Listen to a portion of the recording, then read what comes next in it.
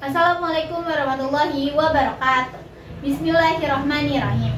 Alhamdulillahirabbil alamin. Wassalatu wassalamu ala asyrafil anbiya'i wal mursalin wa sayyidina Muhammad wa ala alihi wa sahbihi ajma'in.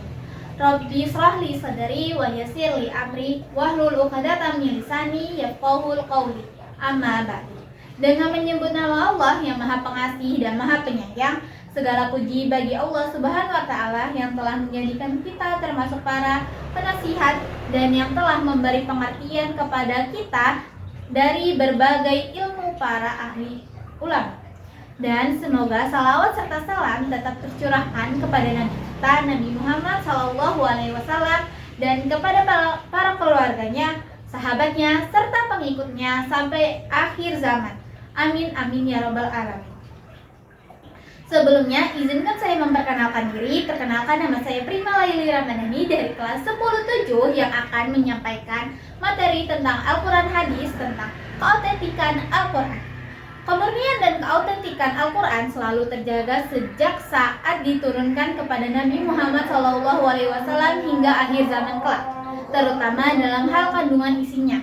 Al-Quran mengajukan tantangan kepada orang-orang kafir Quraisy dan siapapun yang meragukan kebenarannya. Mereka mengira Al-Quran merupakan karangan-karangan dari Nabi Muhammad SAW.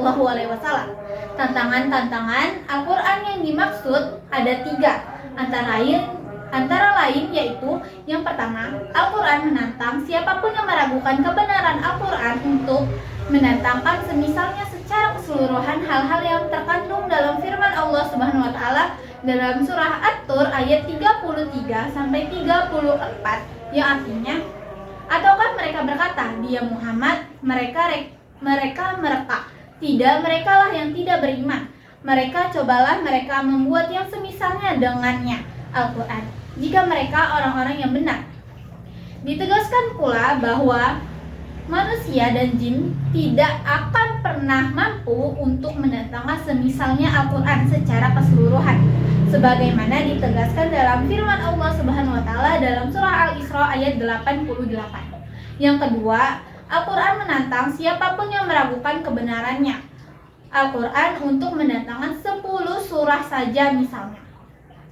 Hal ini terkandung dalam surah Hud ayat 13, yang artinya, bukanlah mereka mengatakan, dia Muhammad telah membuat-buat Al-Quran itu. Katakanlah, kalau demikian, datangkanlah 10 surah semisal dengannya Al-Quran yang dibuat-buat, dan ajaklah siapa saja di antara kamu yang sanggup selain Allah, jika kamu orang-orang yang benar. Quran surah Hud ayat 13. Dan yang terakhir, yang ketiga, Al-Quran menantang siapapun yang meragukan kebenaran Al-Quran untuk mendatangkan 1 surah saja.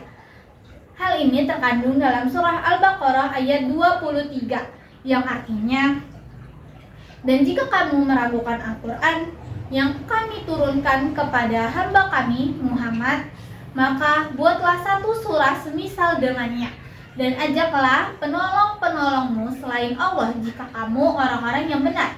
Quran surah Al-Baqarah ayat 23.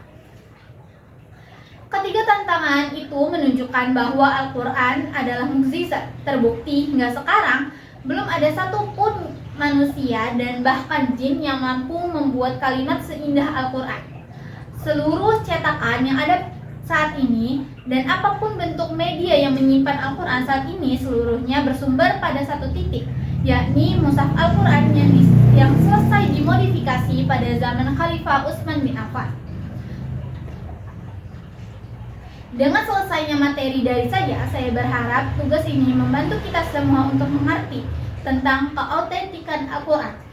Sebelumnya, saya ingin mengucapkan terima kasih kepada Bapak Dr. Lukman SPD MM selaku Kepala Madrasah Man 1 Bandar Lampung dan kepada Bu Indah Agung Suprati MPD selaku Guru Al-Quran Hadis di kelas 10-7.